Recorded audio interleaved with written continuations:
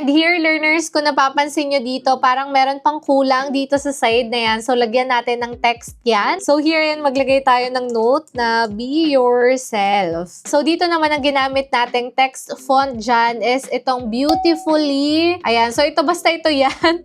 So, i-post nyo na lang. So, after that, ayan, lagay lang tayo ng final touch dito. So, maglagay tayo ng onting icon pa na halos kaparehas nung nandito sa front page. So, here, para mahanap natin yan, punta ulit tayo dito sa elements. And now, ang i-search naman natin is itong vintage flower. So, check tayo dito sa graphics. Ayan, hanap tayo dyan. So, here, learners, with Canva, ang maganda, meron silang tinatawag na copy edit wherein magagawa niya yung kaparehas na design nung pinag-copyhan natin. So, to further explain that, like for example, ito nga po yung napili nating graphics. Kung mapapansin niyo, hindi naman siya kaparehas nung nandito sa taas. Pero ang gagawin nga natin is i-copy edits natin yan. So, i-right click lang natin yan. And then after that, i-copy style natin yan. Di pala siya copy edit, sorry.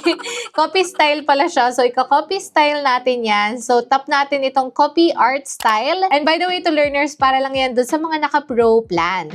So, now, ayan, na-copy na nga natin yan. And then, ipipaste natin yan dito sa graphic na napili natin. And then, after a few minutes, ayan, hihintayin lang natin yung matapos. And ayan, so ito, diba? After a few minutes, halos kapares na siya nung pattern natin.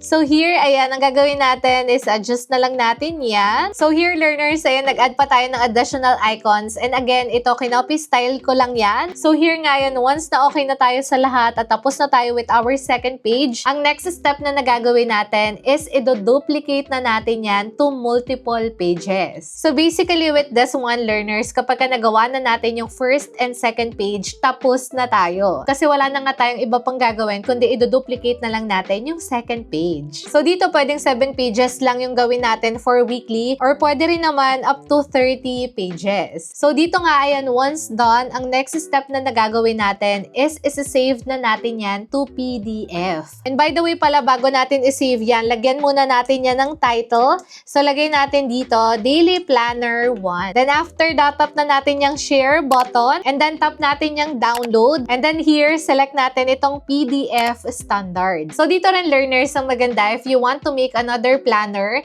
pwede nyo nga lang pong palitan ito nga pong mga pattern natin. So, pwede kayong mag-search dyan ng another pattern and i-match nyo nga lang po yung color. So, di ba, easy as that, meron ka ng another design. And now, after natin ma-finalize lahat ng design natin, pwede na natin yan ma-list sa mga selling platform like Etsy, Gumroad, or Racket PH.